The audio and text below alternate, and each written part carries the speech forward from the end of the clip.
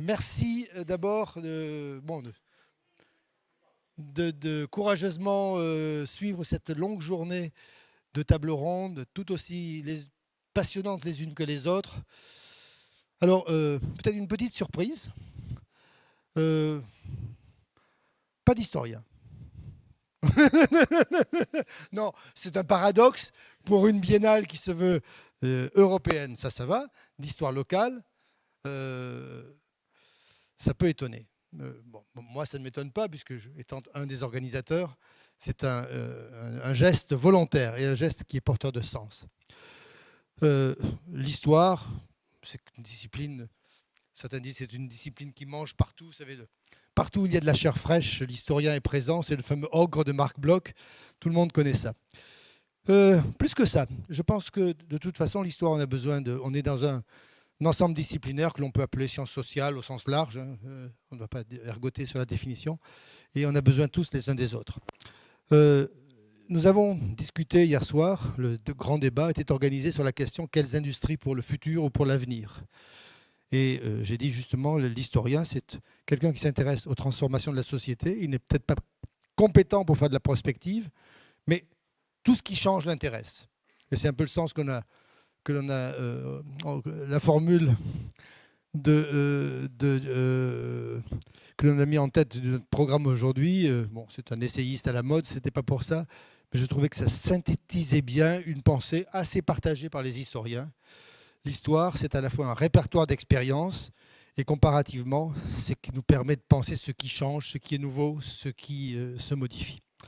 Alors, pour se projeter vers l'avant, nous avons pensé que c'était bien de faire appel à des spécialistes d'autres disciplines, notamment les sciences de l'information et de la communication, pour nous dire, après tout, qu'est-ce qui peut se passer, comment envisager tout cela. Et pour une autre raison aussi, qui a été dite hier, que j'ai trouvée intéressante, c'est que plusieurs ont avancé l'idée que l'industrie fonctionnait comme un moyen de se représenter une société et de s'identifier dans un espace social et territorial.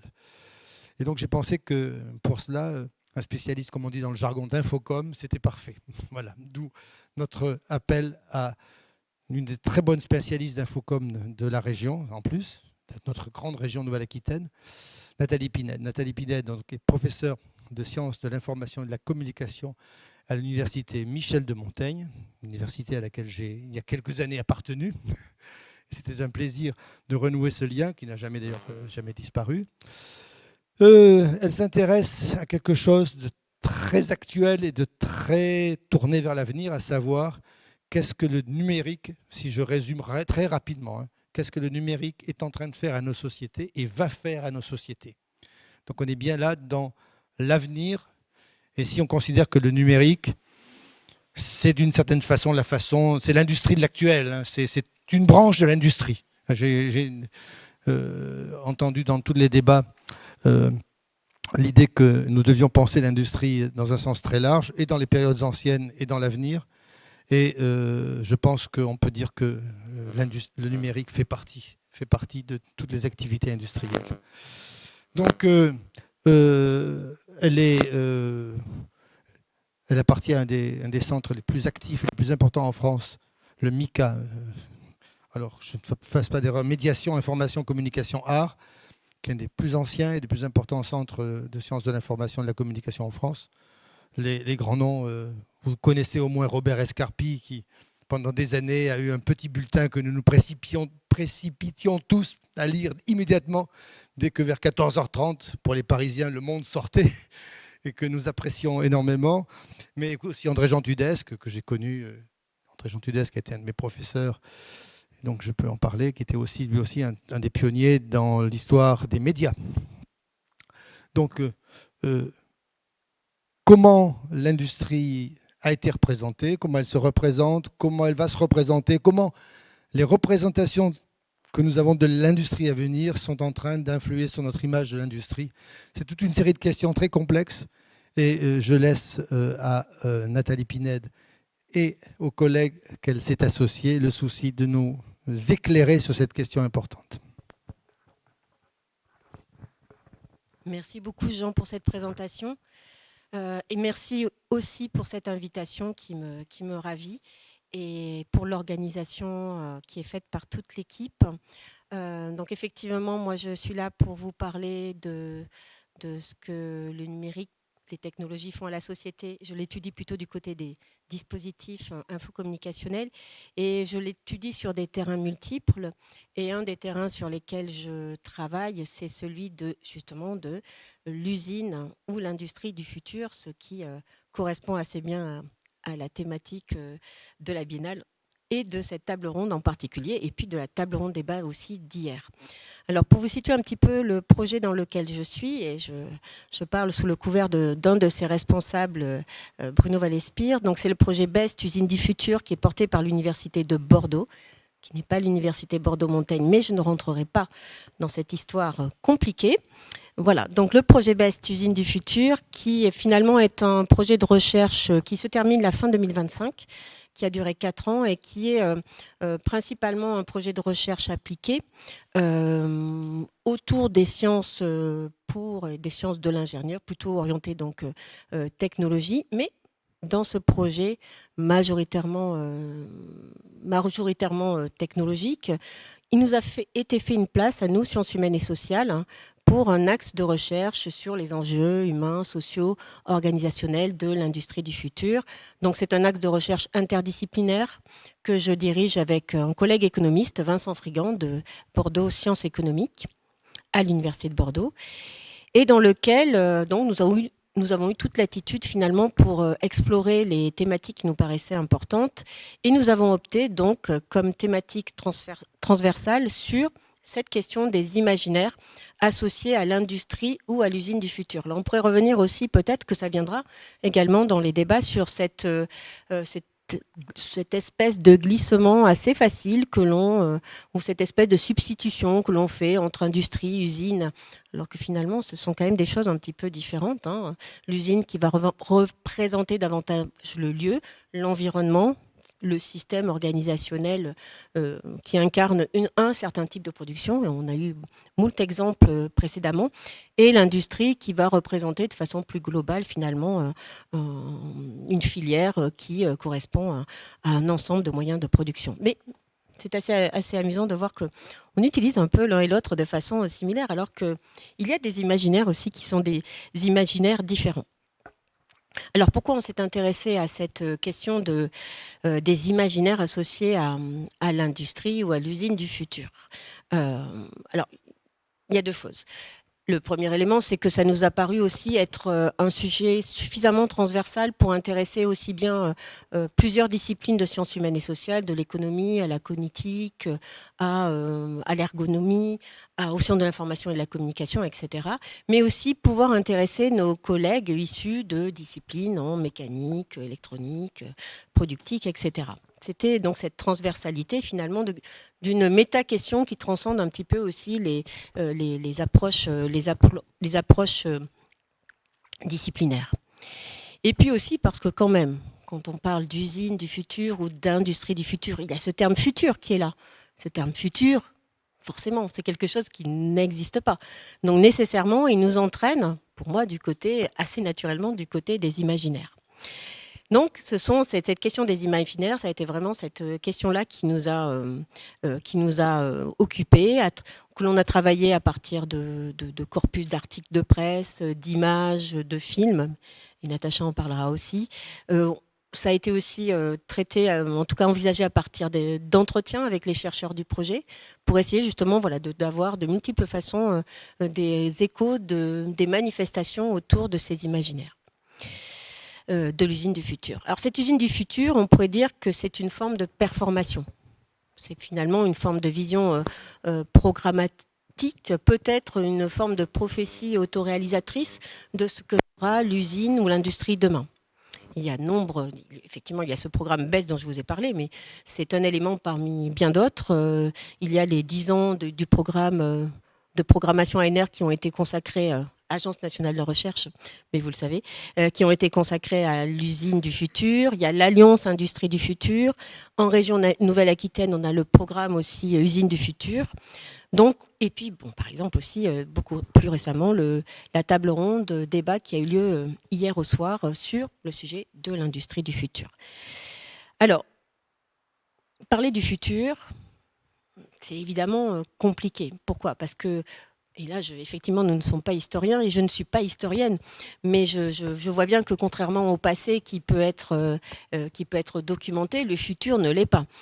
Par contre, il va se nourrir de la matière du présent, la matière du passé aussi, et auxquelles vont être associées des projections dans lesquelles, évidemment, les imaginaires vont tenir une bonne place.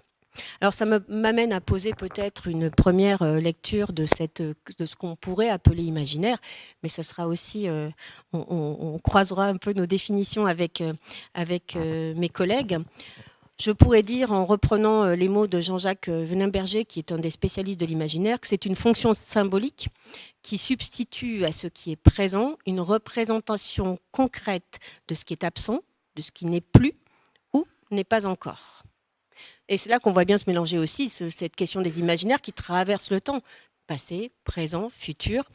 Et ces imaginaires-là, ils sont actifs, je dirais, dans tous les registres de la société, particulièrement actifs dans le registre de l'industrie et dans toute son histoire. Alors, déjà, on le voit bien, lorsqu'on parle d'industrie du futur, lorsqu'on regarde un petit peu, on essaie de situer l'industrie, on la situe dans une génération de cycles qui sont appelés aussi révolutions. Depuis la révolution industrielle. Alors aujourd'hui, on en serait à la 4e génération, l'industrie dite 4.0, voire l'industrie 5.0 qui s'affiche notamment, en tout cas qui a été proposée, défendue dans un rapport de l'Union européenne. Et on voit bien aussi à travers ces projections, Industrie 4.0 qui est là, mais qui en même temps peine peut-être à s'incarner de façon forte en France, on voit bien aussi le rapport lorsqu'on regarde les éléments de description de ces types d'industries, on voit bien aussi les rapports qui s'opèrent et les points de vue qui se mettent en place qui, à mon sens, relèvent aussi de certains imaginaires. Dans l'industrie 4.0, la place des technologies est centrale. Dans l'industrie 5.0, c'est l'humain qui est au centre. On parle du Human-Centric, Resilient, Sustainable Industry. Donc, voilà, on se retrouve à chaque fois avec ce lot, ce train d'imaginaires qui sont aussi associés à ces cycles industriels qui amènent leur lot de rupture, mais aussi de continuité. Ce n'est pas fait que de rupture, mais bien sûr, il y a les continuités qui sont assorties de ces imaginaires collectifs qui vont venir abonder, irriguer des projets de société. Ce terme de projet de société, il a été repris. J'ai été très intéressée par le tour de table qui avait été fait hier en fin de journée sur ce qui était associé à l'industrie du futur comme terme, et le terme de projet de société. Olivier pourra nous en parler. Il a été mis sur la table, évidemment, comme étant un élément fort autour de l'industrie du futur, comme d'autres termes, celui de l'innovation ou celui de l'humain. Donc on voit bien, on a une espèce de triptyque qui commence à se mettre en place, projet de société, innovation, humain, qui sont des éléments très récurrents pour représenter l'industrie du futur. Alors je vais me permettre de citer un autre collègue qui a beaucoup travaillé sur la question de l'imaginaire industriel, parlons même de religiosité industrielle, c'est Pierre Musso, bien sûr, qui propose une articulation entre imaginaire et innovation.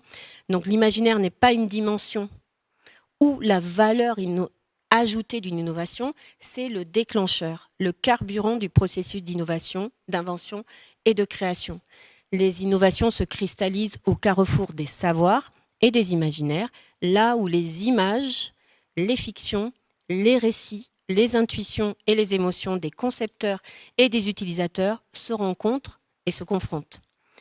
Images, fictions, récits, on a là une belle matière pour nos imaginaires, et ces imaginaires-là ne sont pas donc une espèce de saupoudrage, ils sont vraiment inscrits dans la matrice, dans la matière, dans le tissu de nos innovations, de nos conceptions aussi du futur, quel que soit le secteur sur lequel celui-ci se déploie. Dans le cas de l'industrie, on a un imaginaire puissant, c'est celui des techno-imaginaires, proposé par Ballandier, et ce techno-imaginaire qui oscille souvent entre techno-messianisme et techno-catastrophisme. Ainsi, alors on voit donc émerger des éléments qui sont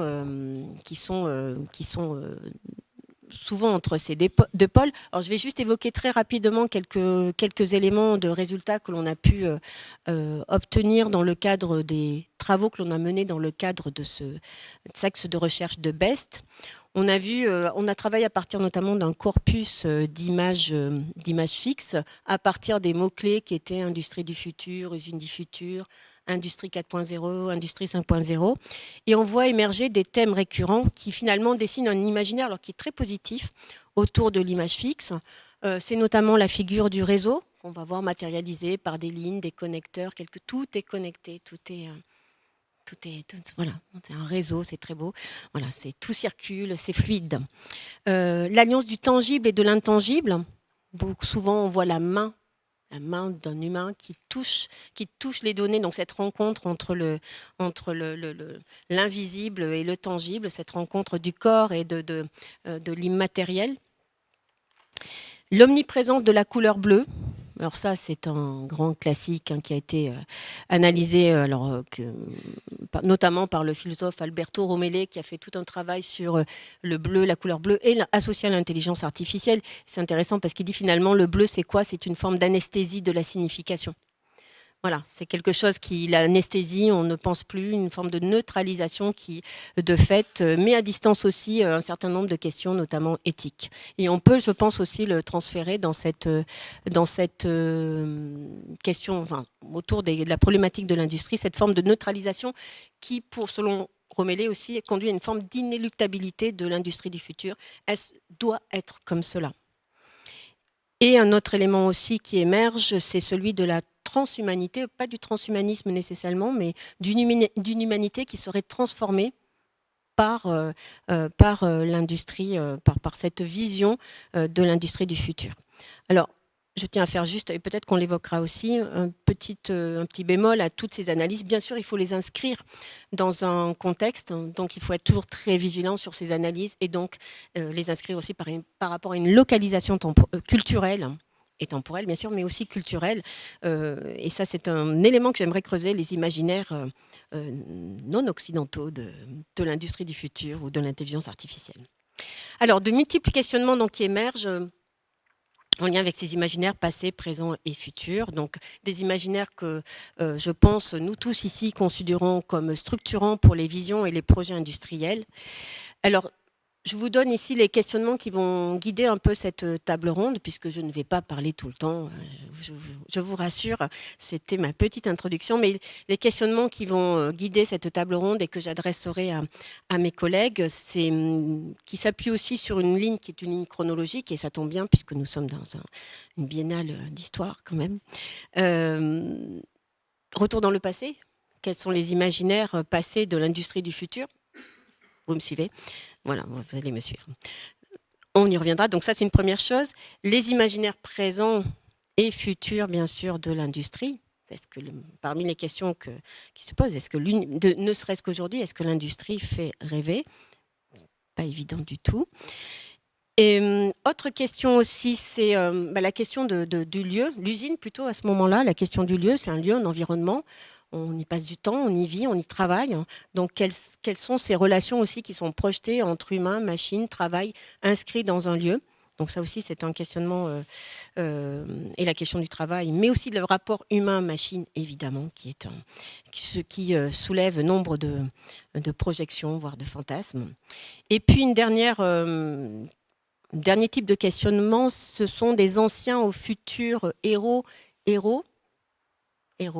et puis les héros, les porteurs de messages. Voilà. Quelles sont les anciennes, quelles sont les nouvelles figures, peut-être héroïques ou porteuses de messages, autour de l'industrie, qui ne sont pas forcément des figures forcément positives. Mais quelles sont-elles, quelles pourraient-elles être ? Donc, pour répondre... Alors, on proposait des éléments de réponse à ces différents questionnements. Donc, j'ai la chance d'avoir à mes côtés 3 éminents collègues. Et c'est vrai que nous sommes aucun ne sommes de la même discipline, donc ça permet d'avoir des visions qui sont des visions très différentes, et je pense que ça va donner un dialogue très structurant au vu des échanges que j'ai eus avec eux avant la table ronde. Ça va être passionnant. Et ce n'est pas au réalisateur. Voilà, donc je préfère les laisser se présenter, et puis je reprendrai un peu la parole pour faire après un peu la chef d'orchestre. Natacha. Bien, je démarre. Donc, Natacha Vazdeir. Donc, en fait, j'ai plusieurs vies. J'ai d'abord une vie professionnelle. Donc, je suis enseignante en classe préparatoire, donc dans les options ECG, c'est-à-dire HEC. Donc, je suis au cœur, en fait, de pas mal des futurs, finalement, managers et du monde économique également. Deuxième vie, je suis chercheuse associée à l'université Bordeaux-Montaigne, donc au laboratoire Pluriel, qui est le gros laboratoire, en fait, de littérature française, littérature comparée, donc de notre université, avec une spécialité un petit peu particulière, puisque je suis spécialiste de l'utopie, de la science-fiction et de l'anticipation.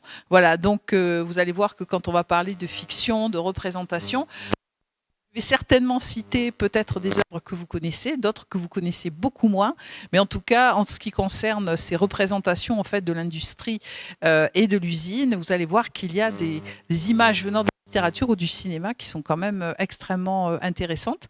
Et puis, une troisième vie, j'ai créé il y a maintenant 5 ans un festival. Donc, c'est le Festival de l'Imaginaire en Nouvelle-Aquitaine, qui est consacré, qui tourne autour de la science-fiction, de la littérature, de la science, voilà, et qui vient de se terminer il y a 3 semaines.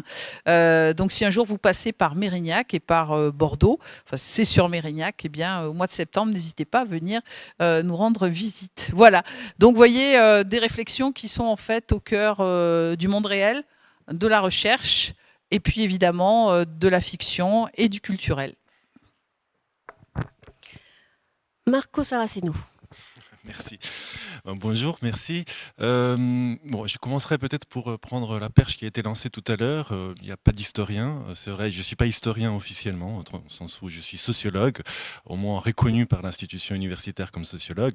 Mais disons que tout à l'heure a été cité Max Weber en détour d'un passage. Bon, je dirais que je travaille dans les sciences historiques, au sens où d'un travail qui s'intéresse aux particuliers.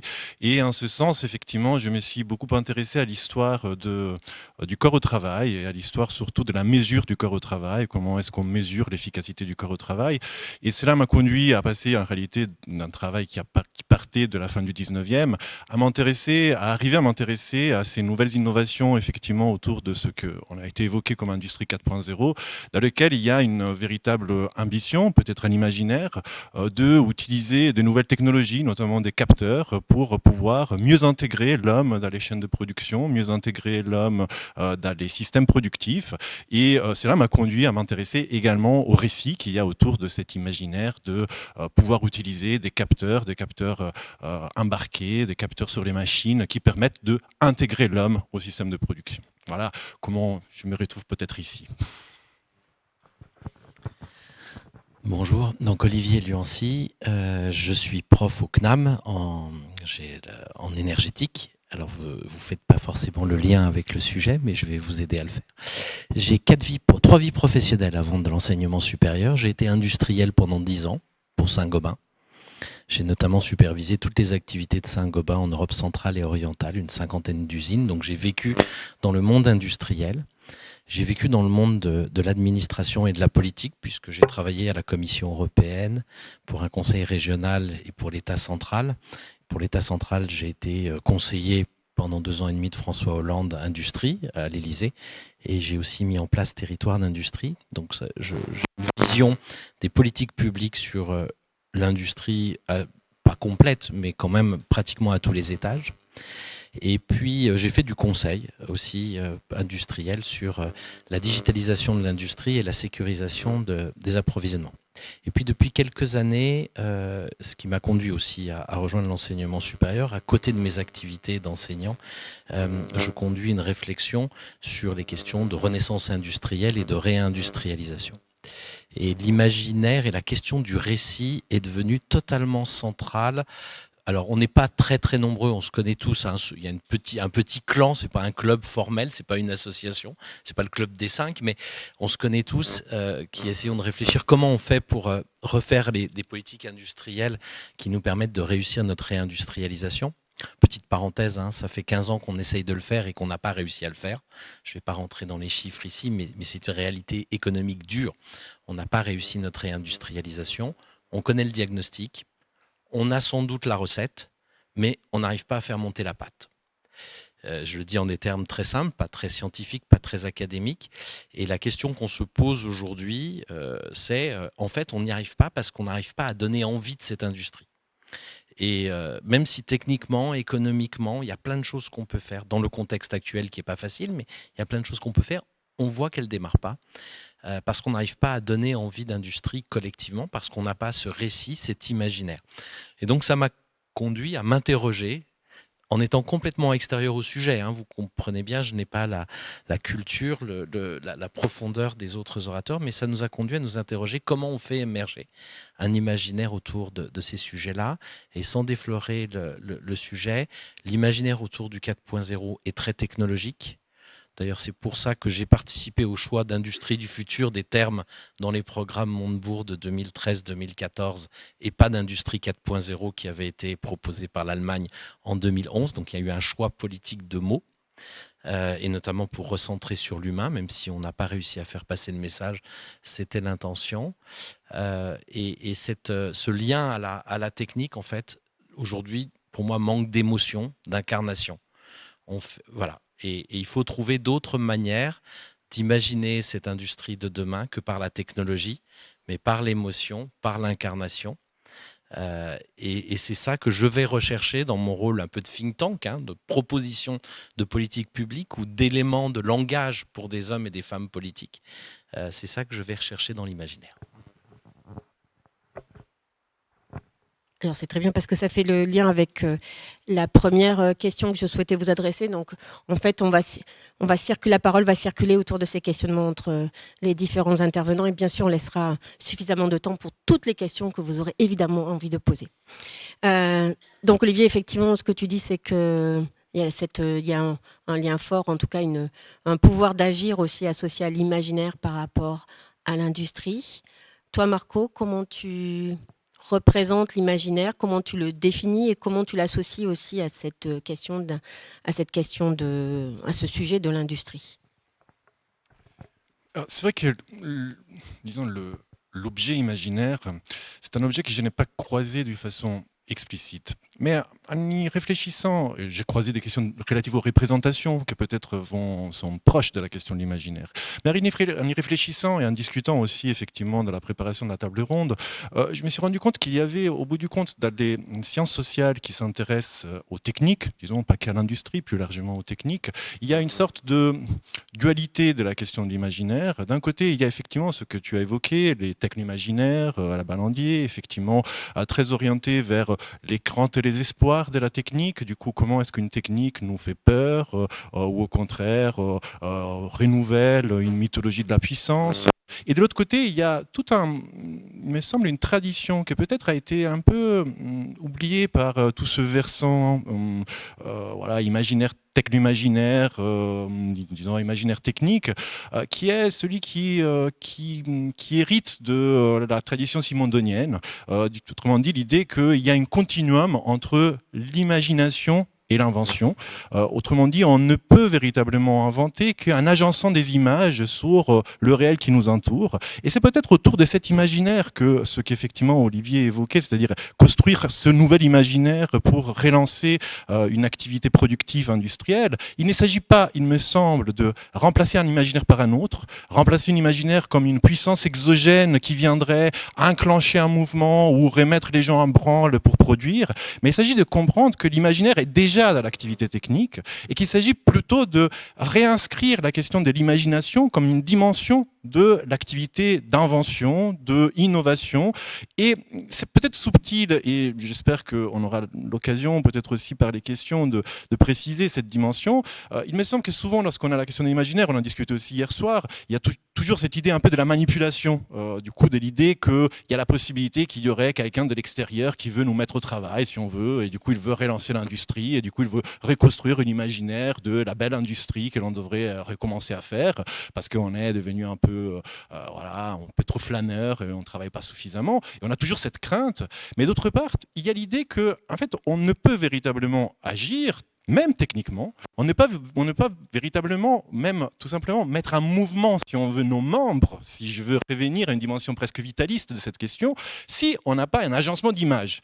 Et donc, la question, c'est, je le répète, non pas substituer un imaginaire à une autre, mais plutôt travailler sur quelles sont les images que collectivement, parce que d'abord ça part de l'individu, voilà, presque cet individu vital, mais par la suite collectivement, quelles sont les images qui nous mettent en mouvement. Et là on revient à la question effectivement du projet de société qui est intimement lié à la question de l'industrie. Donc voilà, c'est la manière dont en tout cas j'ai commencé à réfléchir à cette question de l'imaginaire à partir de cette table ronde, et peut-être pour la suite je reviendrai sur des questions qui me sont plus spécifiquement proches, on va dire en termes d'objets de recherche, mais pour cette première question, voilà ma première réponse.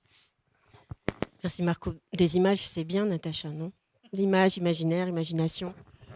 Et oui, bien sûr. Alors, on va recentrer, nous, un petit peu les choses autour de la notion d'imaginaire, puisque j'interviens quand même ici en tant que spécialiste, en fait, de ce qu'on appelle aujourd'hui les littératures de l'imaginaire, c'est-à-dire science-fiction, fantastique et fantasy. Alors, je vais essentiellement vous parler de science-fiction, évidemment, aujourd'hui. Mais la première chose quand même à dire, c'est que, voilà, vous parlez de récits et qu'il n'existe peut-être pas de récit qui donne envie, voyez, ou à une sorte de réindustrialisation ou de nouveau d'envie de l'industrialisation. Alors moi, je vais poser la question à l'envers, parce qu'en fait, quels sont en fait déjà les récits qui existent sur l'industrialisation? Quels sont les récits qui existent déjà sur les machines? On aura l'occasion évidemment d'y revenir. Et c'est peut-être parce que ces récits qui existent déjà, alors moi je les appelle un petit peu des récits qui permettent de faire une sorte de mythologisation du présent. Parce que par exemple, quand on parle de robotique, quelle est la littérature ou quel est finalement le domaine qui nous parle de l'avenir de la robotique et qui réfléchit en fait aux effets de la robotique sur notre monde? Eh bien, c'est la science-fiction. La science-fiction, alors qui peut aller parfois très très loin, mais qui peut tout simplement réfléchir. Aujourd'hui, vous savez qu'on va avoir un certain nombre, un corps en fait prothétique. On a déjà donc un certain nombre de prothèses. Et est-ce que finalement la médecine se pose la question de l'intégration de ces prothèses sur un corps humain et de ses effets sur le psychisme? Vous voyez, pas forcément. Alors, parfois, on se pose des questions, mais parfois pas du tout. Et donc, la science-fiction, elle, va se poser ces questions-là, notamment à travers une œuvre, par exemple, qui s'appelle Ghost in the Shell, où on va avoir des corps qui vont être mêlés et intégrés, ou qui vont avoir une intégration en fait d'un certain nombre d'éléments machiniques. Et comment est-ce que le cerveau humain va réagir par rapport à cette intégration en fait de corps machiniques? Et vous le savez, parce que certains d'entre vous, vous avez déjà un certain nombre de prothèses dans votre corps. Et ce n'est que le début. D'accord? C'est-à-dire qu'on va être de plus en plus, on va aller vers des corps quand même machiniques. Donc la science-fiction se pose ce type de questions. Ensuite, l'imaginaire en littérature, qu'est-ce que c'est? Eh bien, l'imaginaire, c'est très simple. En fait, c'est un récit qui est non mimétique. Alors, qu'est-ce que c'est que ce terme-là? C'est tout simplement un récit qui ne cherche pas à reproduire, à représenter, à singer le réel. C'est-à-dire qu'il va se trouver à l'extérieur, finalement, des représentations issues du réel. Alors, ce n'est pas complètement vrai, parce qu'il y a toujours des éléments, bien évidemment, qui nous viennent donc de la réalité. Mais, si vous voulez, la littérature, ou le cinéma d'ailleurs, va produire en fait un certain nombre d'éléments, d'objets, de personnages qui vont être issus de cet imaginaire et qui vont donc créer une sorte de nébuleuse, de récits, d'images qui vont peut-être aussi, alors ça c'est la très grande question, et moi je n'ai pas la réponse à cette question-là, mais notre grande question c'est: est-ce que ces représentations, elles risquent, elles peuvent influencer des décisions du réel? je vous donne, je viens d'écrire un article par exemple sur ce qu'on appelle les écofictions, c'est-à-dire tous les récits qui vont évoquer tous les dangers en fait de la pollution, du réchauffement climatique et ses conséquences dans un avenir, vous voyez, dans les années à peu près 2140, 2200, c'est nous qu'on ne verra pas, mais que voilà, peut-être nos descendants verront. Et donc, si ces récits-là devaient influencer les décideurs politiques actuels, s'ils en avaient peur, peut-être que ça changerait la donne. Mais ça veut dire qu'il y a une production en fait d'imaginaire qui peut ou pas avoir finalement un effet sur le réel. Je vous donne un autre exemple très simple sur lequel on reviendra, on reviendra peut-être un petit peu. Tout ce qui concerne l'intelligence artificielle.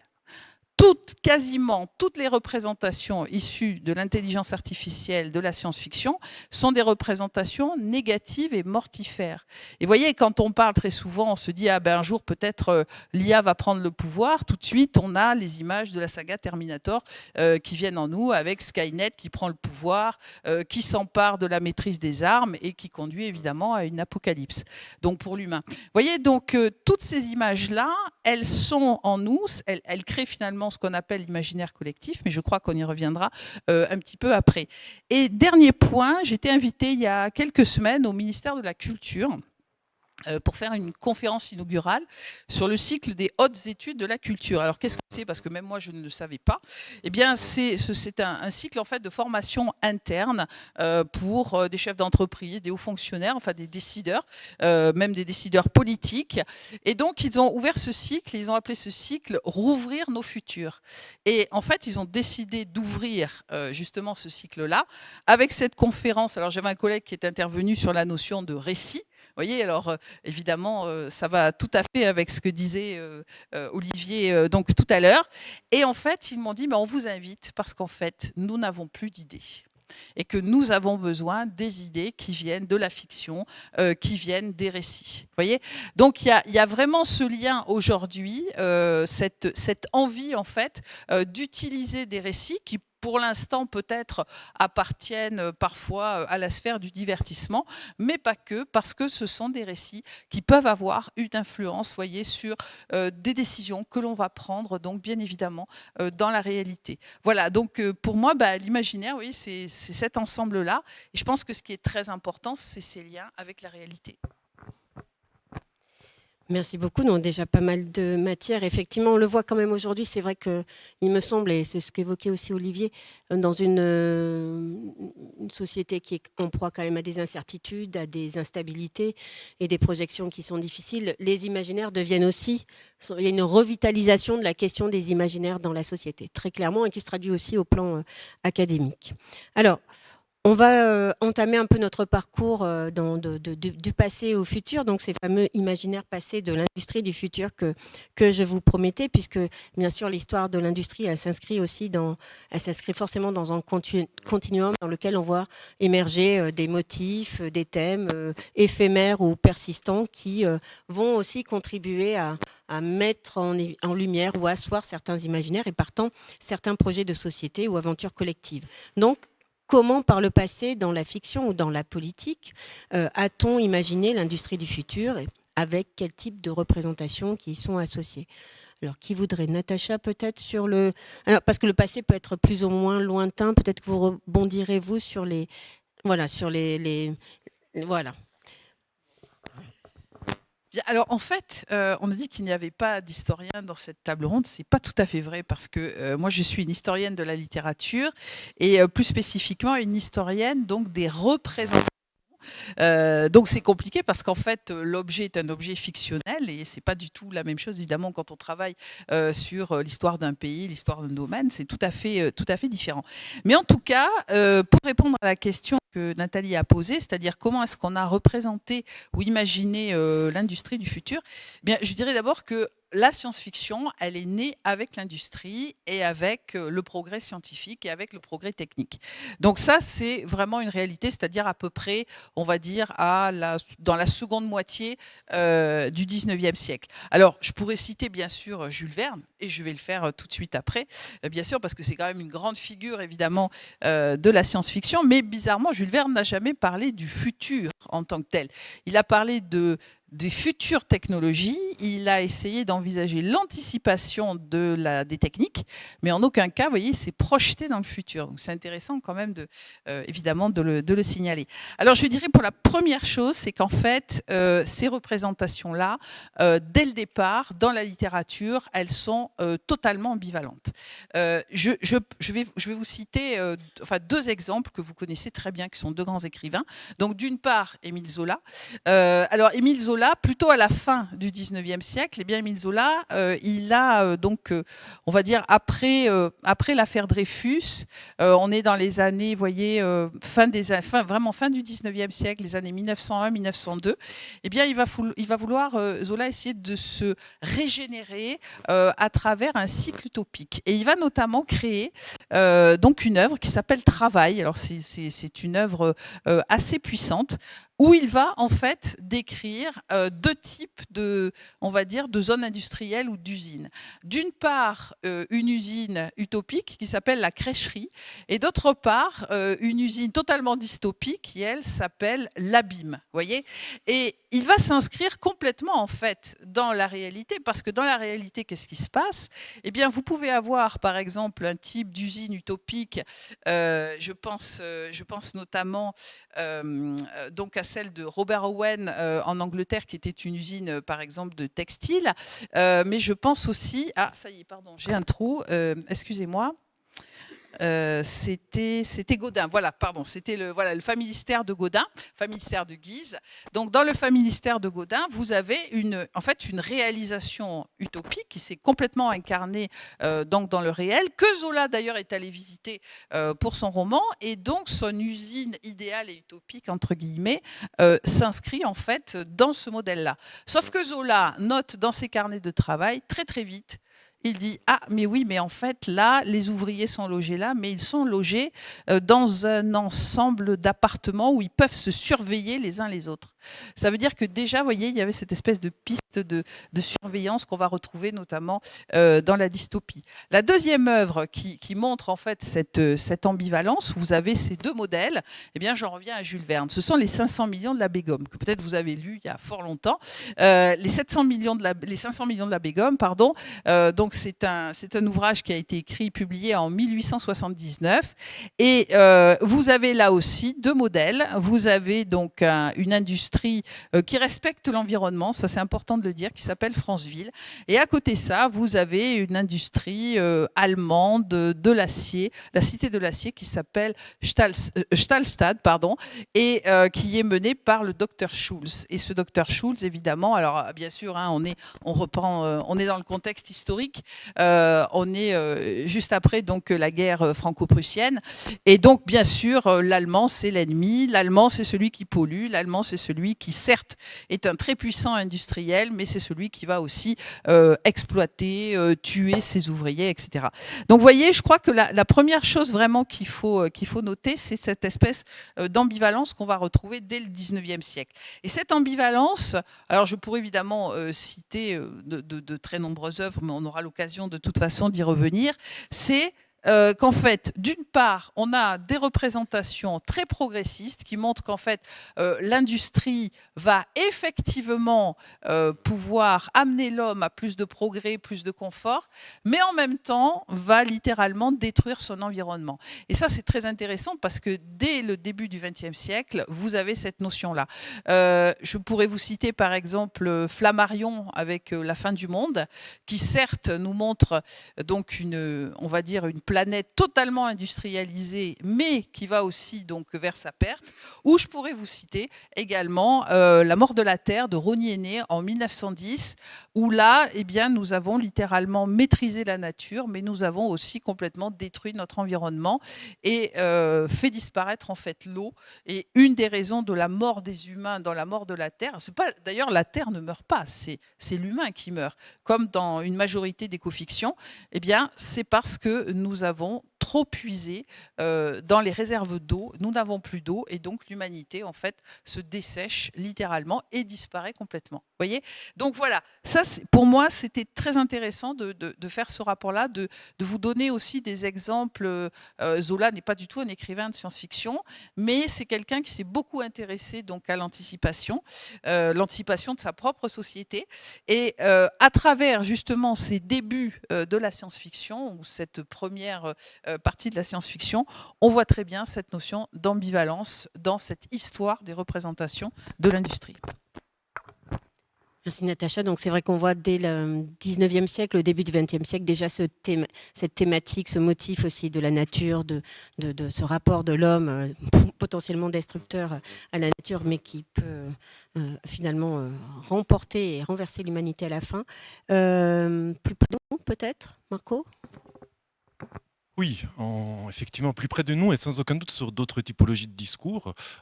Pas des discours littéraires, mais un mot pour vous expliquer comment j'en suis arrivé à m'intéresser effectivement à cette question de l'imaginaire de l'industrie dans un certain passé. En travaillant effectivement sur ces questions, on l'a évoqué, industrie 4.0, industrie du futur. Voilà, l'une des choses étonnantes, l'une des choses marquantes est qu'on mobilise vraiment à large si on peut dire, la rhétorique de la révolution industrielle, la 4e révolution industrielle. Si vous regardez tous les rapports sur l'industrie 4.0, on a ces sortes d'enchaînements de révolutions en passant de la mécanisation du 19e siècle à l'automatisation, du Fordisme, 2e révolution industrielle, à l'informatique, 3e révolution industrielle et enfin 4e révolution industrielle. Et donc je m'étais un peu intéressé à l'histoire de cette rhétorique de la révolution industrielle et très rapidement on se rend compte qu'en fait le terme révolution industrielle et même énième révolution industrielle, c'est-à-dire effectivement cette catalogue des révolutions industrielles, est d'abord un dispositif sémantique utilisé principalement dans la recherche en sciences sociales pour étudier les révolutions du passé, si on veut. Au moins jusqu'à un moment de bascule qui est principalement les années 80, dans lequel il y a un fameux discours de Pierre Mauroy au moment de son discours de politique générale, dans lequel il dit explicitement il faut préparer la France à la 3e révolution industrielle. Donc la révolution industrielle devient plutôt quelque chose que l'on projette dans l'avenir, quelque chose pour lequel il faut se préparer, qu'il faut construire, qu'il faut implémenter. Et dans ce cadre-là, il va se construire un véritable discours, qu'on peut dire colporte un imaginaire, dans lequel on va construire une sorte d'opposition entre une industrie du passé et une industrie du futur, que l'on retrouve très, je dirais, symétriquement dans ce qui s'est passé à partir de 2012 autour de ces questions d'industrie du futur. L'industrie du passé, c'est une industrie moche et polluante, et l'industrie du futur, ça sera une industrie, au contraire, justement, avec l'homme au cœur, verte, et qui aura énormément de vertus que l'industrie du passé n'avait pas.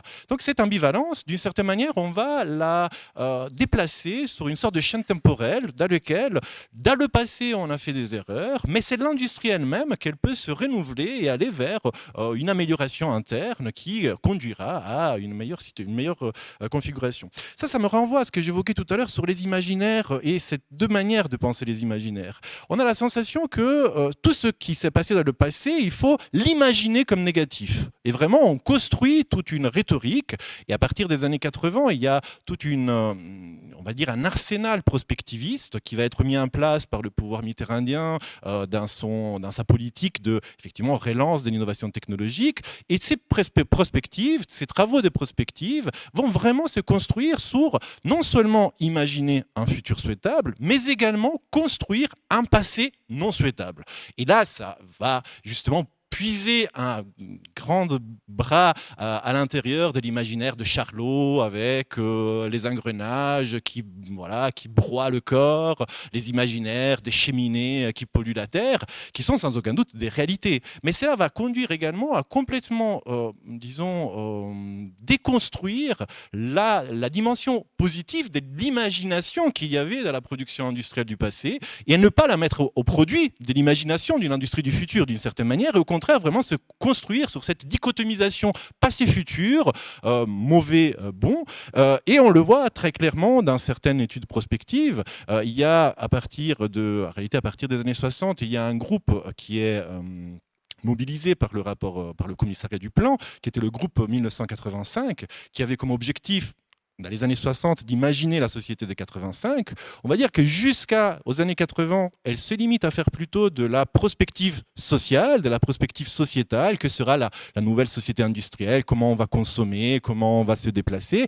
À partir des années 80, on va devenir vraiment une prospective industrielle, et du coup, elle va construire quelle va être l'industrie du futur. Et là, apparaît la figure du taylorisme. Le taylorisme va vraiment être construit comme une sorte de fourre-tout, sans véritablement aller analyser ce qui était l'organisation du travail, disons à partir du début du XXe siècle, mais ça va devenir l'homme taylorien. Cet homme taylorien, qu'on ne sait pas exactement qu'est-ce qu'il recouvre, mais l'homme taylorien qui était écrasé, divisé, aliéné, etc. Et au contraire, l'homme multidimensionnel du futur qui sera justement permis par quoi? Et là déjà on trouve encore une fois des similarités avec le contexte contemporain, par les nouvelles technologies, l'informatique qui, en faisant éclater les hiérarchies, la dimension descendante de la décision, eh bien, permettra à nouveau une industrie, on va dire, solaire.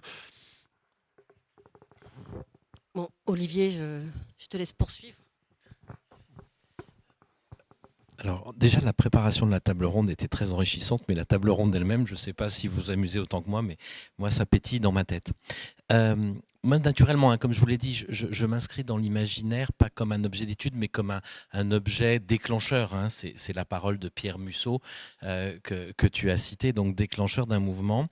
Et ce que je constate aujourd'hui, et je vais revenir après sur votre ambivalence, c'est que nous avons un appel de plus en plus fort à recréer des récits et des imaginaires.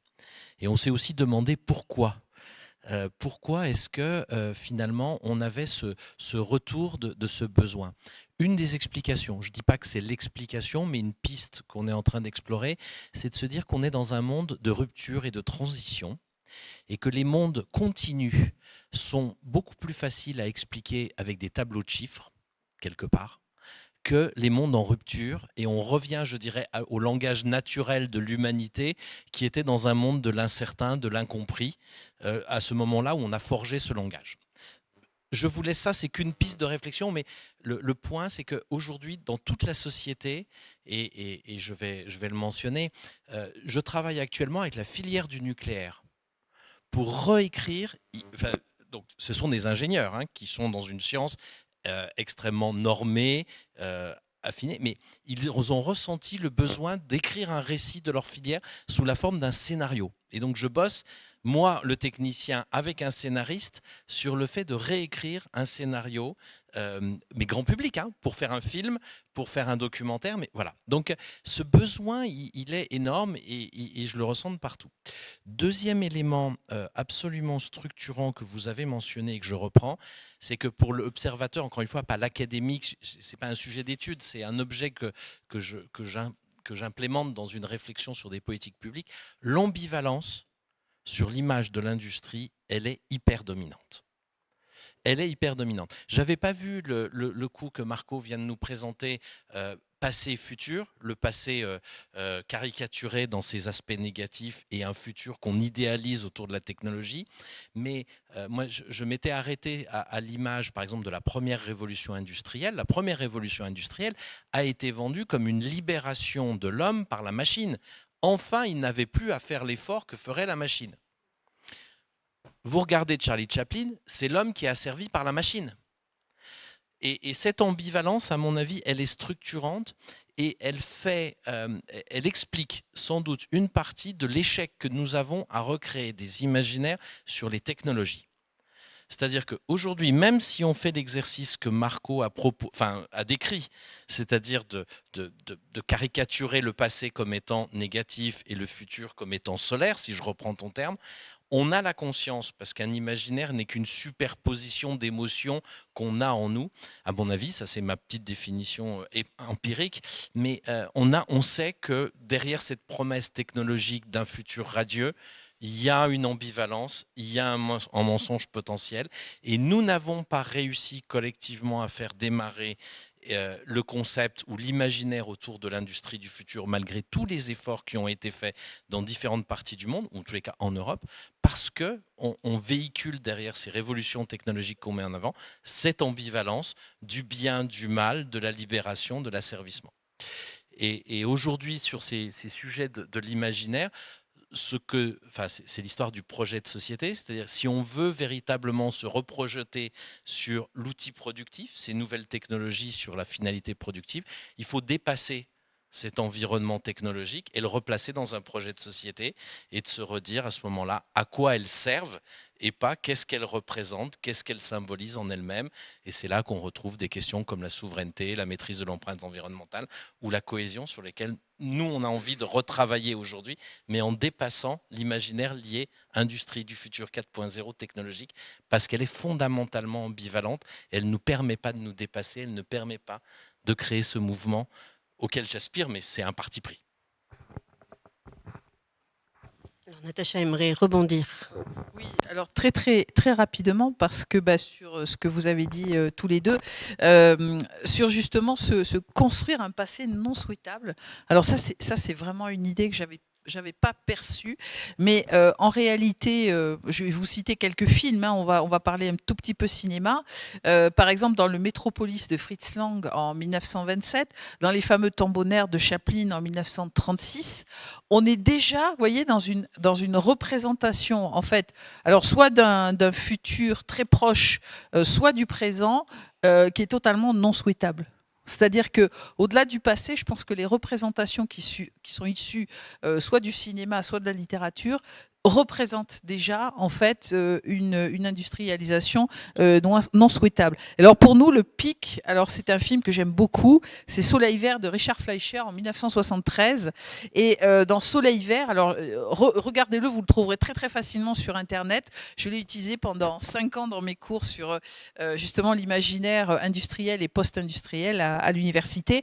Le générique, c'est en fait une histoire de l'industrialisation et c'est surtout une histoire, si vous voulez, qui va à rebours en fait de cette industrialisation non croissante. Vous voyez, c'est-à-dire que ça c'est vraiment intéressant comme idée, Marco, parce que on le retrouve évidemment complètement réalisé en fait dans cette représentation d'un futur non souhaitable non plus. Et alors pour le scénario du nucléaire, eh ben, je vous souhaite bon courage parce que là, les représentations qui sont issues en fait je dirais alors soit des films, mais il y a notamment tout un historique des représentations post-apocalyptiques qui sont liées au nucléaire. Alors ça s'est un petit peu tassé quand même, c'est-à-dire que voilà, il n'y a pas très longtemps, on a repassé dans un cycle que nous faisons sur Bordeaux à l'Utopia de Futur Antérieur, Maléville. Il y avait beaucoup de gens qui ne l'avaient pas vu. Et Maléville, si vous ne l'avez jamais vu, c'est un roman de Robert Merle, 1972, qui raconte la survie d'un groupe de gens dans le château de Maléjac, en fait, en Dordogne. Vous voyez, donc c'est pas très loin en plus, c'est local, donc ça peut être, c'est quelque chose qui peut être intéressant. Et donc ces représentations post-apocalyptiques suite à l'explosion d'une bombe thermonucléaire, et plus récemment, par exemple, la série Netflix sur Tchernobyl, ça, ce sont des représentations, si vous voulez, qui ancrent en fait la dangerosité du nucléaire dans l'imagination. Vous voyez, et ça, c'est compliqué d'aller à rebours de ça. Oui, voilà. Je vais juste vous donner un élément de réflexion sur la limite, justement. On dit on va utiliser l'imaginaire pour donner un mouvement ou créer un collectif. Qui peut être opposé à quelque chose ou en faveur de quelque chose. Sur le nucléaire, quand on s'est lancé sur le sujet, il est parti d'un constat: jamais dans les statistiques faites auprès de la population française, le soutien au nucléaire est descendu en dessous de 50%. C'est-à-dire que même si vous avez cette puissance d'imaginaire, de représentation, je ne connais pas ces œuvres-là, mais j'en ai d'autres en tête. Enfin, je veux dire, le désastre nucléaire comme étant l'apocalypse, etc., on l'a tous.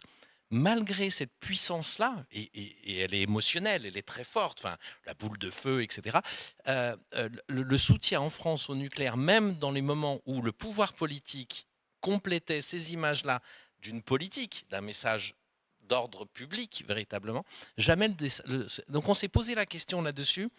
Comment, alors on est missionné par des gens qui veulent construire de nouveaux réacteurs nucléaires, c'est pas forcément un point de vue partagé, mais c'est pas le sujet ici. Mais il y avait un angle, et cet angle c'était comment est-ce qu'on arrive à traduire ce soutien, cette base, dans une forme d'imaginaire. Voilà. Et ça montre aussi la limite que peuvent avoir les imaginaires, c'est-à-dire qu'ils se heurtent des fois à la majorité des gens qui les regardent, qui sont impressionnés, mais ça ne transforme pas leur opinion sur l'objet.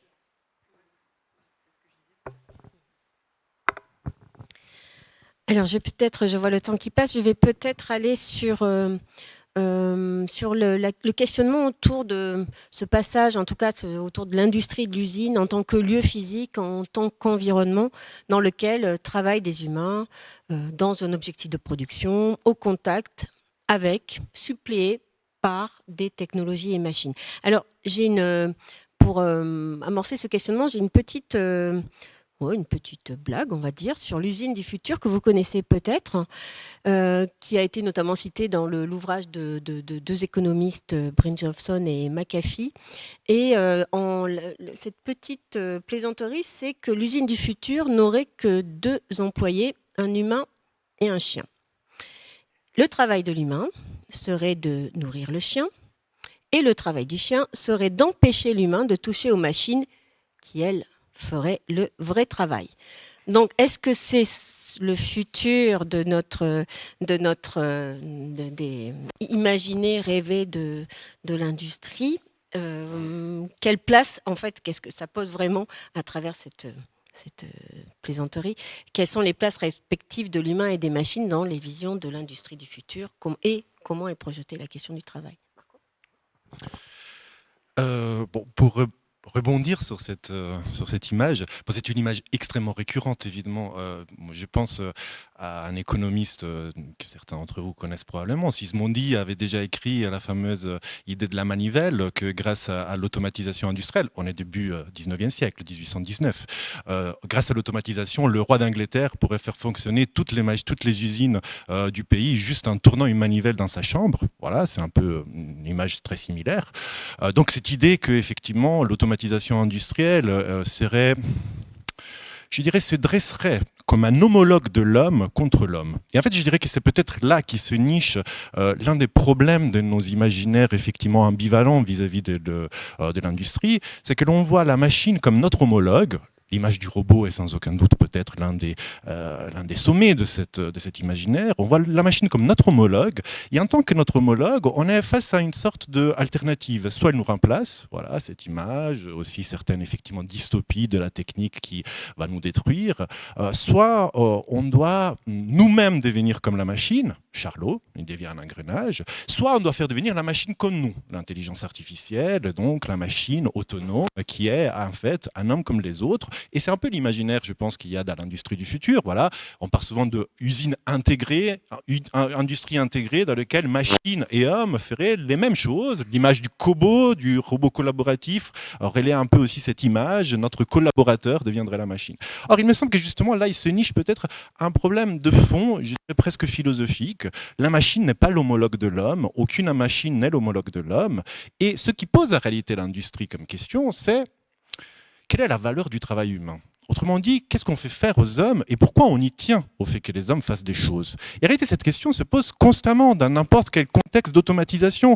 Et effectivement, cette blague ne se concrétisera jamais. On aura toujours besoin d'hommes qui font des choses. La question c'est, est-ce que ces choses ont de la valeur économique, ont de la valeur sociale, ont de la valeur morale pour les travailleurs? Est-ce que presser des boutons, ça a une valeur? Et ça, c'est des vraies questions de projet de société.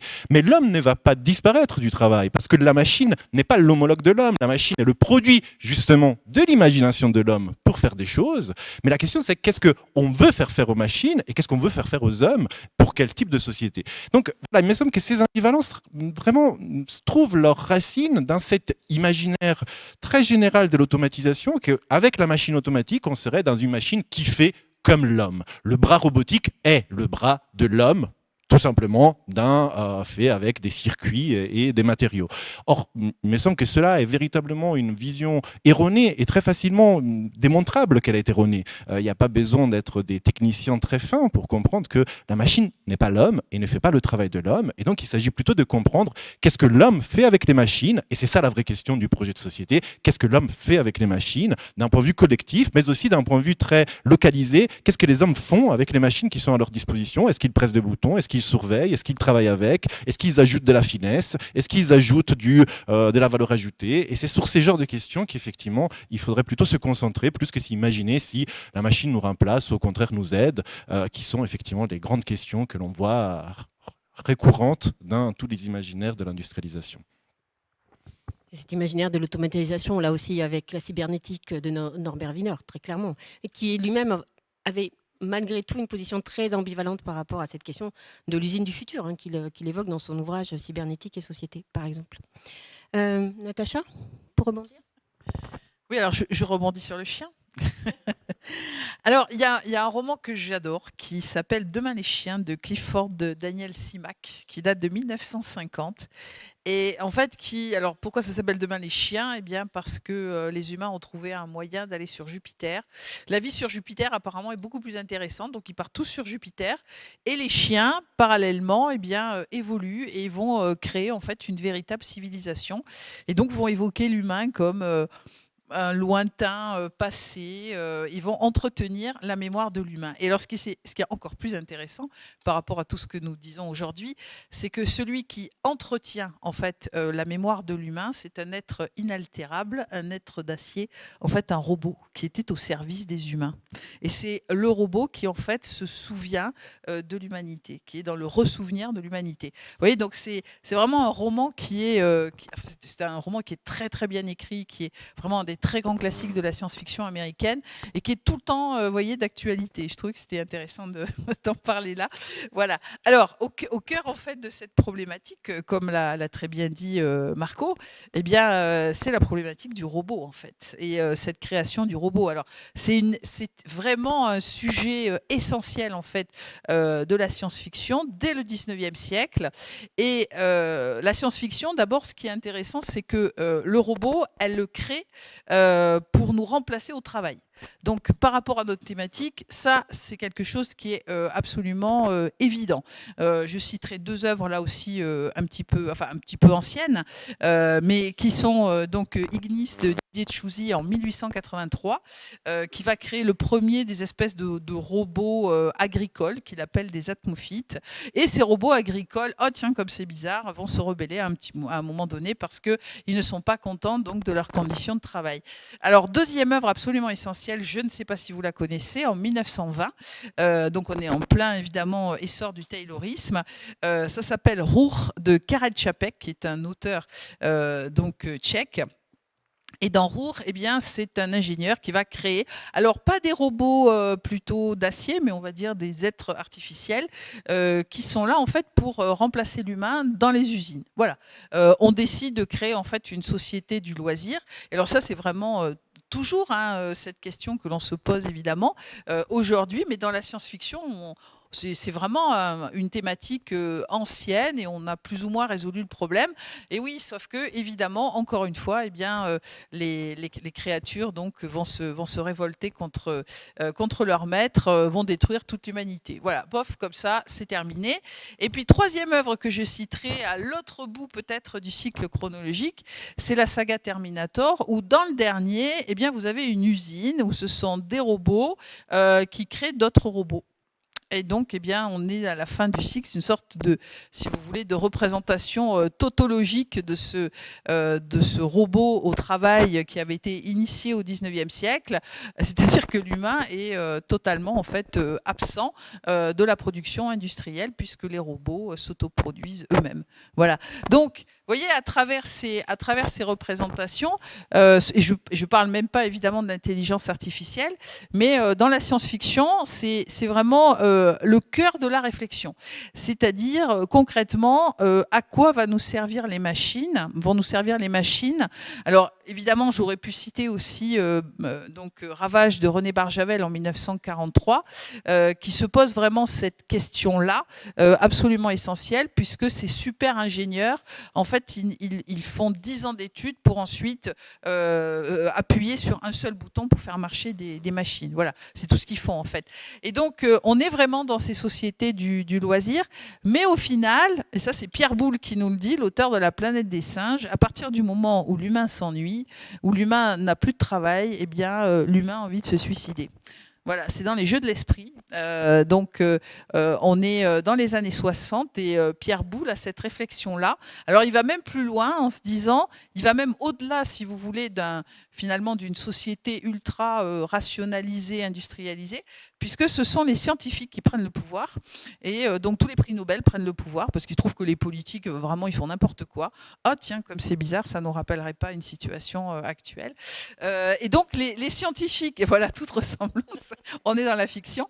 Et donc, les scientifiques prennent le pouvoir. Et oui, sauf qu'en fait, ils créent une société tellement rationnelle que finalement, les populations s'ennuient. Il y a un taux de suicide absolument faramineux. Et ils décident de créer ce qu'ils appellent les jeux de l'esprit. Alors, ce n'est pas du tout des jeux de l'esprit, c'est une sorte de jeu. Ils vont singer un petit peu les jeux de gladiateurs. Ce sont des jeux extrêmement violents. Et les gens reprennent goût, en fait, en voyant ces jeux violents à la vie. Et là, évidemment, c'est une conclusion qui est extrêmement amère de la part de Pierre Boulle, donc, dans cette rationalisation de la société. Voilà. Donc, évidemment, on n'a pas, on n'a pas de réflexion précise par rapport aux machines, parce que je crois que nous ne sommes, et même si la science-fiction nous le montre, nous ne sommes qu'au début finalement du développement d'une société où la robotique va prendre de plus en plus d'importance. Alors peut-être pas dans nos sociétés européennes, mais en tout cas en Asie. Je crois que Nathalie, tu avais cité tout à l'heure, tu avais parlé justement de ces imaginaires en Asie, mais en Asie, le robot va faire partie évidemment donc de la société très rapidement. Voilà. Et est-ce que nous sommes prêts ou pas à voir ces êtres machiniques finalement venir dans nos foyers, peut-être pour nous aider, parce que au Japon, il n'y a pas suffisamment de bras pour aider les personnes âgées du haut vieillissement démographique. Et donc, ce sont les robots qui vont remplacer les auxiliaires de vie pour aider les personnes en fait qui sont en état de dépendance et de perte d'autonomie. Vous voyez, donc c'est cette question-là, mais du coup, les robots vont rentrer dans nos foyers, rentrer dans notre intimité. Est-ce que nous sommes prêts? Je n'ai pas encore la question. Voilà. Mais ce que dit la science-fiction, ça ne vous plairait pas beaucoup non plus à ce sujet. Voilà. Olivier, même question. Les humains, les machines, les chiens. Je ne serais pas très très bon sur les chiens. Je vais juste prolonger ce qui vient d'être dit sur les différents imaginaires par rapport à la technologie, à l'industrie, et prolonger ça pour les États-Unis, parce que vous avez parlé de l'intégration du robot dans une culture asiatique que je ne connais pas, mais je suis impressionné, moi, par l'imaginaire, par exemple, qui nous bouscule et qui est promu par Elon Musk, alors, sur notamment la conquête de Mars. C'est-à-dire qu'on est dans le même imaginaire américain de la conquête de l'Ouest, c'est-à-dire dans un monde de rareté de ressources, puisqu'il faut même qu'ils aillent piquer le Groenland au Danemark pour essayer d'assurer l'approvisionnement de terres rares. Et cette promesse folle de dire on va aller conquérir, c'est un nouvel l'Ouest rendu possible par la technologie, par ces énormes fusées et qui rattrapent en plus avec des images très très fortes, qui construisent notre imaginaire. Là, on est dans l'image qui s'installe chez nous tous, qui est partagée. Tout le monde a vu cette pince qui récupérait ce morceau de fusée. Et mon sentiment, c'est que nous sommes en train de prendre en Europe une direction différente. l'échec que l'on a, enfin, en le cas que moi je constate, peut-être c'est mon échec ou de ceux qui travaillent avec moi, de régénérer cet imaginaire sur l'industrie. Je pense qu'on est arrivé non seulement parce qu'il a cette ambivalence, mais on est arrivé au bout d'un cycle. Ce cycle, c'est celui qui est très bien décrit par Pierre Musso. C'est l'industrie, c'est la fille de la technique et de la science. Et qu'à la base de ça, c'est Descartes. Et Descartes, c'est aussi, c'est je pense, donc je ne rentrerai pas dessus, mais c'est aussi la domination de la nature par l'homme. Et notre culture, si on dit que nos imaginaires autour de l'industrie sont liés à un projet de société d'une manière ou d'une autre, je pense qu'on est en train de s'interroger en Europe sur cet axiome de base qui a donné cette filiation science, technique, industrie.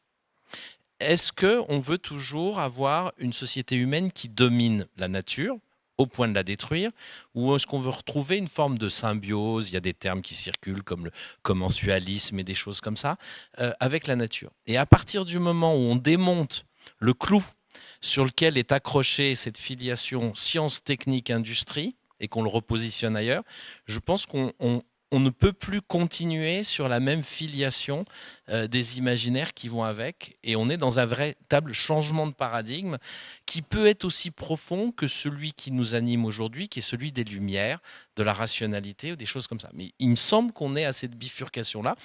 Il se peut que l'Asie ne prenne pas cette direction. Encore une fois, je n'y connais rien.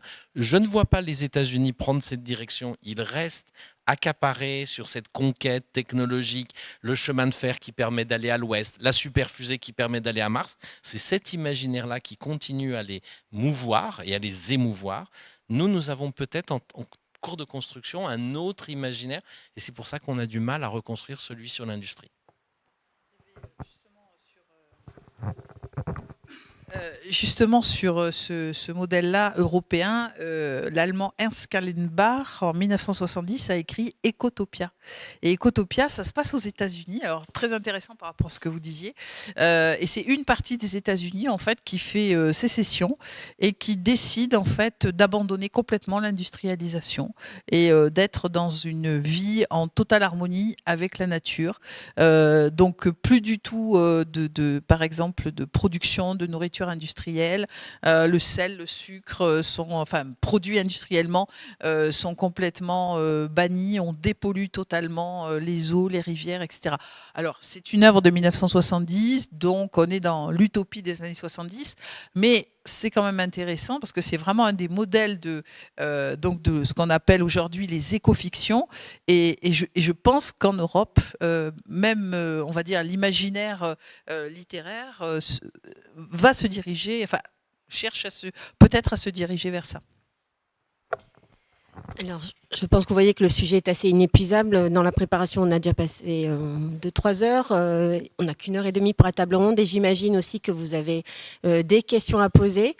Alors, je ne sais pas pour le micro. S'il y a un autre micro. Ok, super.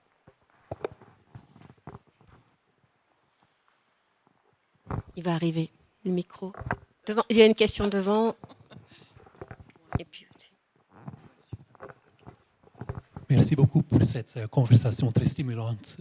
Historiquement, les imaginaires techniques ont souvent eu une dimension nationaliste ou patriotique qui était très, très important. Et aujourd'hui aussi, on a le techno-nationalisme et le protectionnisme est de nouveau un phénomène très important. Et ma question est comment vous examinez cette dimension dans vos projets.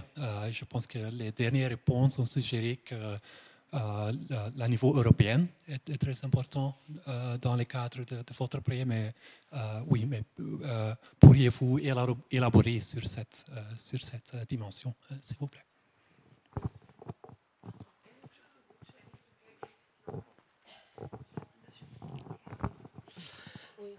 Alors, moi j'ai fait un bond au plafond virtuel quand vous avez mentionné Soleil Vert. Parce que Soleil Vert, en fait, ce n'est pas la critique de l'industrie, c'est une vision future de l'agro-industrie et de l'agroalimentaire. Ben oui, puis savoir comment nourrir les hommes. Et je ne vais pas spoiler ceux qui ne l'ont pas vu.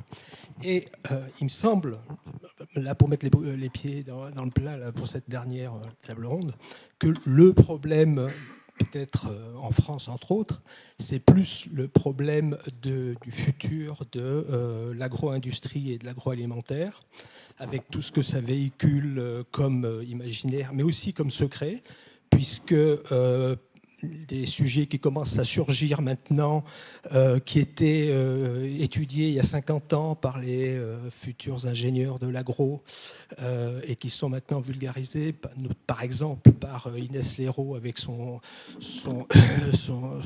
le film sur les algues vertes et le roman qu'elle a fait sur le remembrement.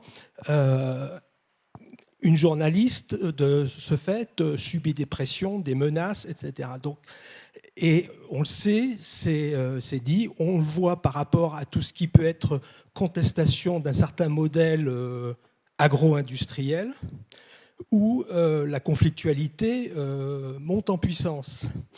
Donc là, je pense que ça dépasse l'imaginaire et qu'il y a peut-être là un problème supplémentaire par rapport à cette vision de l'industrie, parce que monsieur disait que le nucléaire n'a jamais été remis en cause à plus de 50%. Pour tout ce qui est en fait l'alimentation, on a parlé dans les tables rondes précédentes, il faut d'abord manger pour pouvoir vivre, continuer à vivre. Il y a quelque chose, je pense, d'extrêmement fort et qui, en plus de ça, n'arrive pas à trouver sa place dans la vulgarisation qui en est faite, ou a du mal, à partir du moment où certaines personnes qui font tout simplement un travail de journalisme sont quasiment accusées d'être des écoterroristes ou des... Voilà. Et que, bon, c'est pas un secret qu'il y a un... Enfin, c'est pas un secret, c'est pas un mystère qu'il y a un secret, par exemple, autour de l'entreprise Lactalis. Il y a une question derrière.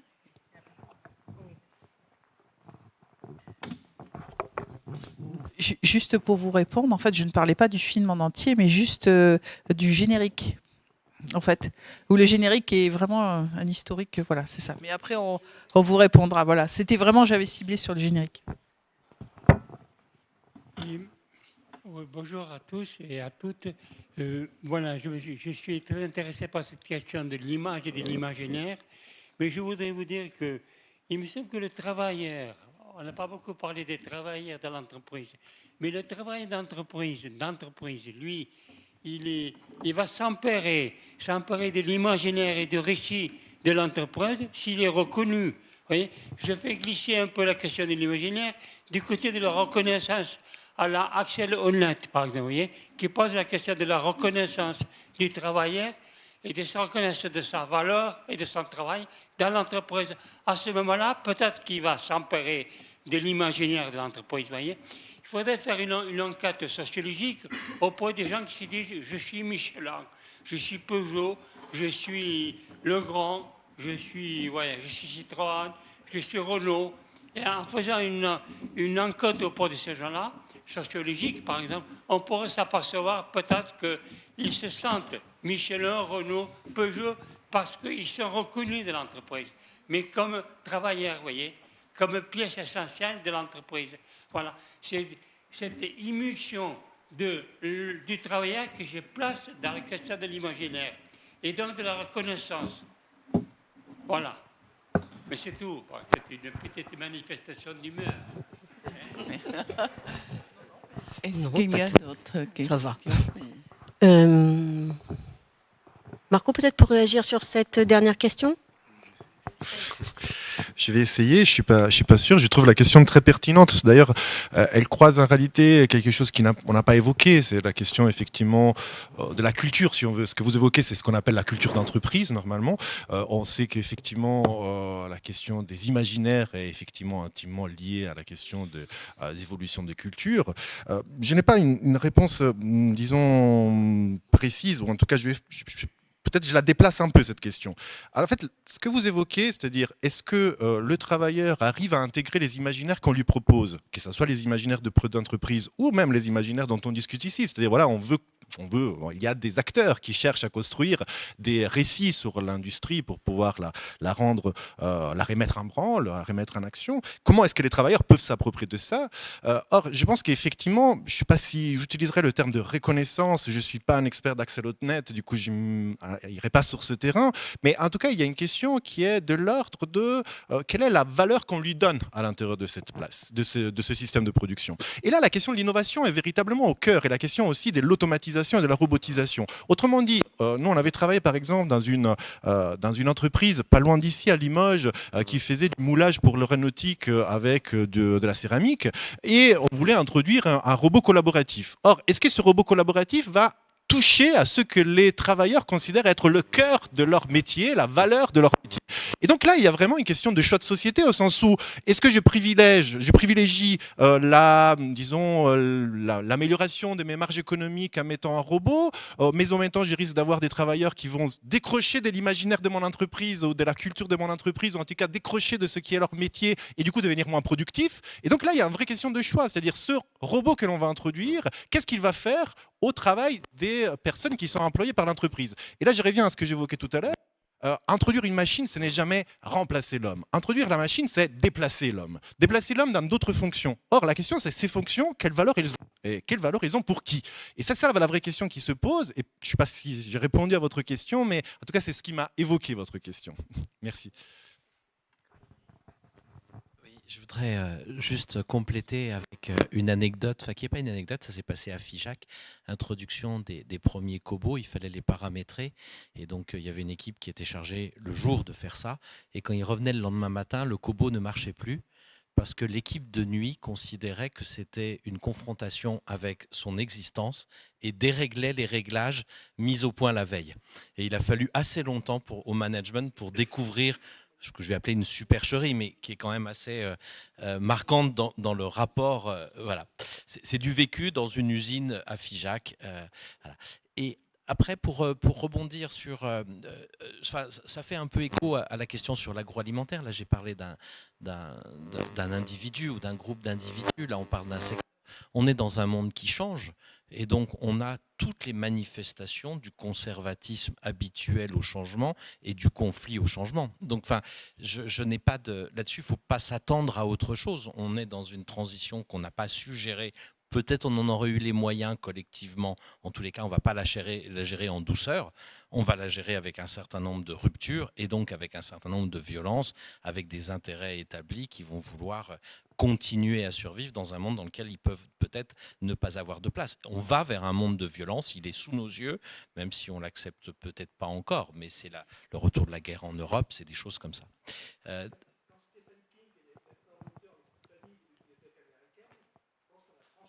Ah, tout à fait. L'autodafé est quelque chose d'absolu, d'une violence absolument dingue. Je voudrais revenir sur la question qui a été posée, toujours sur l'imaginaire de l'outil productif. Oui, beaucoup de tâches remplies par l'homme vont être remplacées par la machine. Ça, c'est à la fois une promesse et puis une réalité. Et donc, on ne peut pas vraiment se baser.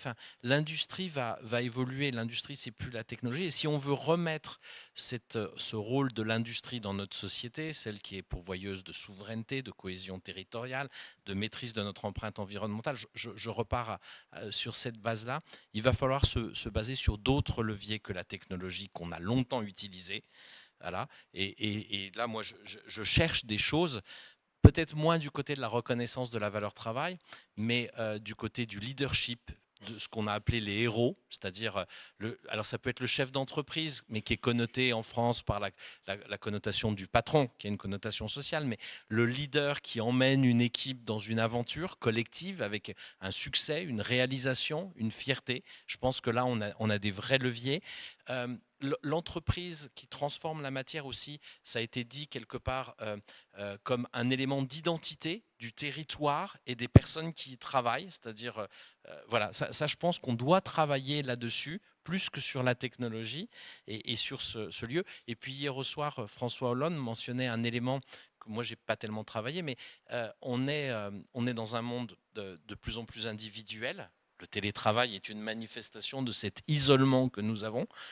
L'usine, le lieu de production, est une aventure collective qui nous ramène du collectif. et on est des animaux sociaux et je crois qu'on a besoin de ce collectif. Voilà. Donc si on doit réinventer autour de cette notion de transformer la matière à des fins de remplir un des objectifs ou de compléter plusieurs objectifs de la société, plus que la technologie, je crois que ces nouveaux imaginaires seront sur le héros, celui qui emmène une équipe, celui de l'identité dans un territoire, celui de l'identité dans un collectif. On n'est pas très loin de la valeur travail, mais j'y suis pas tout à fait. Oui, je voulais terminer peut-être sur Elon Musk. Alors moi, je ne le vois pas du tout comme un héros, hein, mais alors absolument pas, à aucun sens. Parce que en fait, Elon Musk, si vous voulez, c'est un personnage qui... Moi, je dis personnage d'abord parce que c'est un type qui était richissime au départ. Donc, son propre récit de « oui, je me suis fait tout seul » et voilà, c'est totalement faux. Vous avez un documentaire qui circule en ce moment sur Arte sur le sujet que je vous conseille de regarder. Et surtout, moi, ce qui me gêne beaucoup chez lui, c'est qu'il essaie en fait de faire coller la réalité à ces espèces de fantasmes de science-fiction de série B. Quand vous travaillez, moi je travaille avec des astrophysiciens et des astronomes, il est hors de question qu'on aille sur Mars. Je veux dire, on n'a absolument pas les moyens technologiques actuels d'aller sur Mars. Et une fois qu'on sera sur Mars, qu'est-ce qu'on va y faire? Comment on va y vivre? En fait, on va vivre dans une boîte de conserve. La question de l'oxygène, la question de tout un tas de choses, de l'adaptation du corps également dans l'espace. Enfin, tout ça, c'est pour ça que je dis que c'est quelqu'un qui voit la réalité comme une mauvaise série en fait de science-fiction.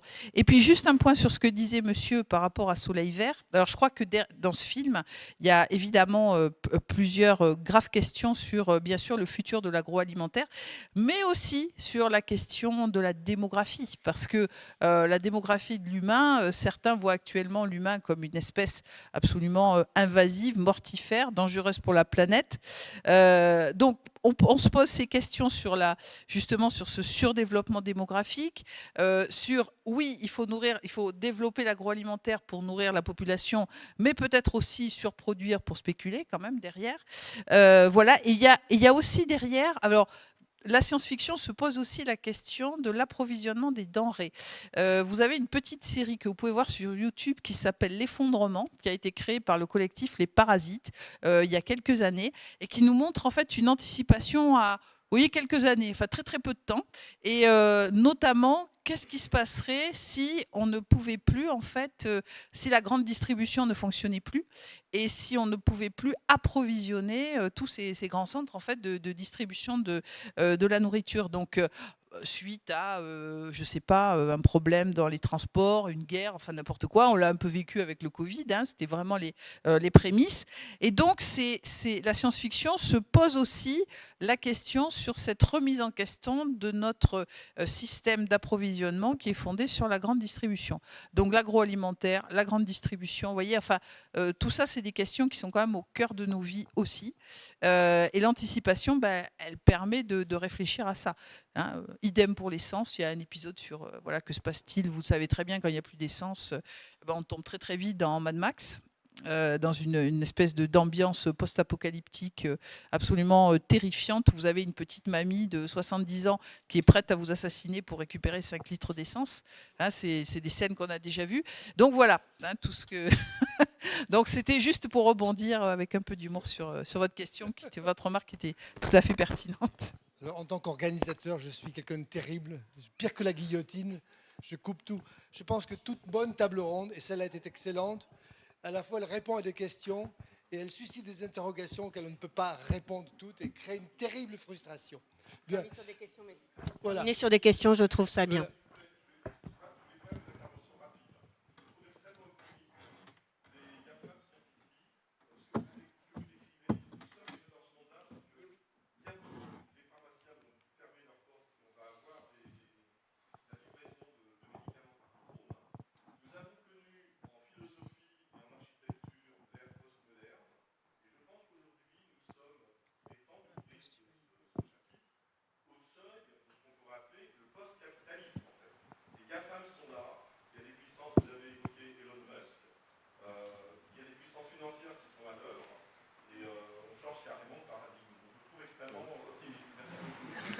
Mais on a le droit. Non. Je vous en prie. Je ne sais pas si on est optimiste. On essaie de regarder ça avec une certaine distance. On ne l'est pas très, mais on fait... Non, mais je pense qu'aussi, alors juste 30 secondes, un des rôles de la Biennale, c'est l'échange, c'est la discussion, c'est, comme vient de le dire Olivier Luancy, une des voies, une des tentatives pour recréer du collectif. Tous les événements qui sont passés depuis quelques années montrent qu'on a plus que jamais besoin de collectif. Et je vous remercie d'y avoir essayé. Ça fonctionne plus ou moins, ça fonctionne... Mais il faut essayer pour y réussir. Il faut de l'espoir. Cette biennale Regardez n'est pas l'espoir. finie. Nous sommes obligés de libérer la scène pour laisser la place à la musique. Et l'orchestre, le jazz band du Conservatoire de Tulle va nous proposer 1 heure de musique dès lors qu'ils ont le temps de s'installer. Et en même temps, nous pourrons continuer la discussion, répondre à toutes les questions, essayer d'envisager l'avenir. Merci à tous. Merci beaucoup.